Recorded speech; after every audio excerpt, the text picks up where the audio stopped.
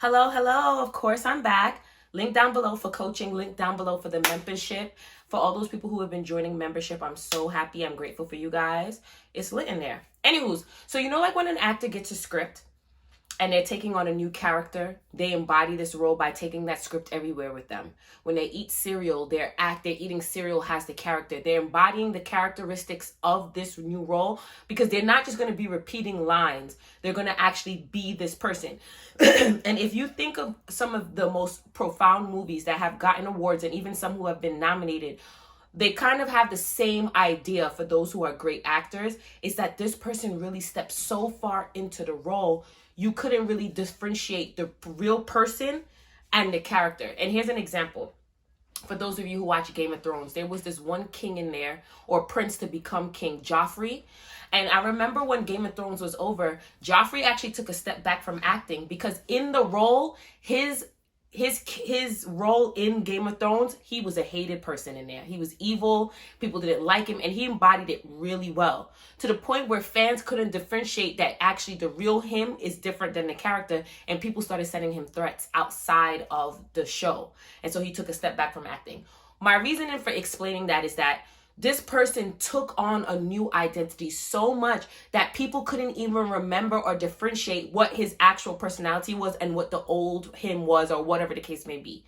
That's how you take on that's how you take on an identity. Why was I just struggling just a while ago?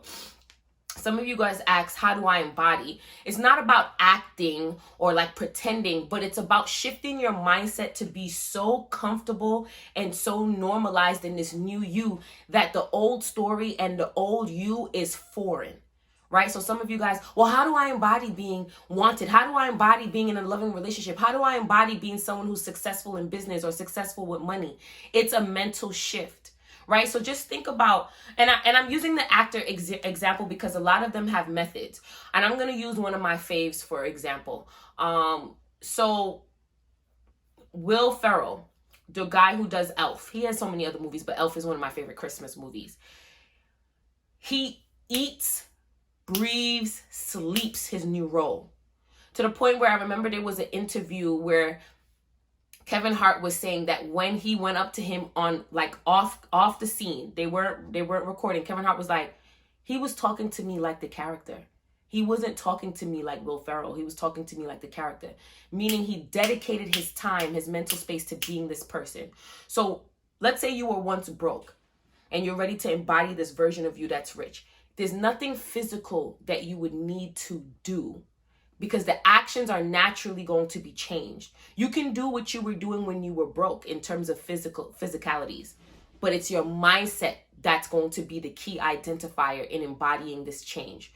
So let's say you have a mirrored life of being broke. So what's being mirrored back to you is your internal story. What's going on?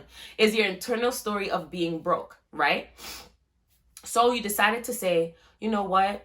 I'm someone who has money. Money comes to me easily. Money flows to me. I've always had the best relationship with money. So when you were broke, you had a routine. You wake up, you brush your hair, you brush your teeth, you get ready for work, you go to work, you come home, you cook dinner, and you read a book. But in that activities, in those natural actions, you were thinking and embodying someone who was broke. So anytime you had interactions or thoughts about money, it was about being broke. So you would brush hair, and if you thought about money, it was being broke. That's why that was mirrored to you. This is for the people, especially who ask about actions. So now when you decide that you're someone who has money, let's say you brush your hair, you brush your teeth, you get ready for work, you come home from work, you unwind, you cook dinner, and you read a book. Same actions that you took when you were broke, when you were thinking you were broke. But this time you do it out of the mindset of money comes to me easily. Money flows to me.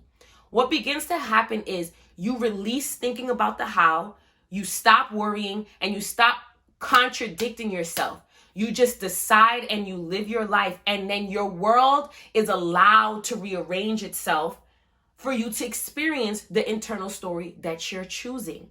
What some of you try to do is, I'm rich. Let me see what I can do outside of me to make this real. That was never how this worked. It's I am rich. That's it. I'm not worried about how it's going to unfold, because as soon as I claim this as my I am, I know that everything has to shift to match that. Oh, how stress-free is that? Amazing. So some of you get this burnt out feeling because you're doing, efforting. And all you have to do is be.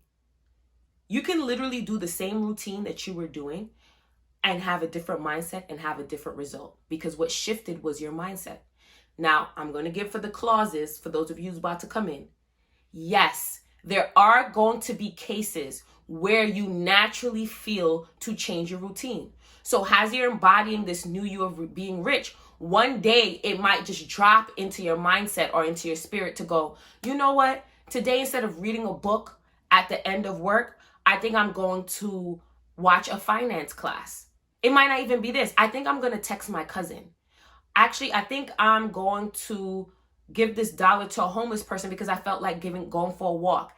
And all those random natural actions might lead to you getting a lump sum of money, or someone calling you, or whatever the case may be, because you're so busy being this new identity that it has to mirror back to you.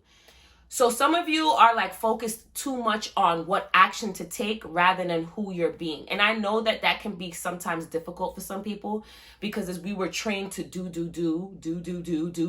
in this society, literally and metaphorically, right? But you don't have to do anything. And if you do anything, it's going to be natural. So you really shouldn't be overthinking that. Your mindset into changing your life and shifting into a new identity should more so be like, okay, this is how I once was. This is who I'm being now. This is how I reacted then. This is who I'm being now. This is what I said I don't have then, and this is what I'm saying I have now. It's literally internal shift. Remember that.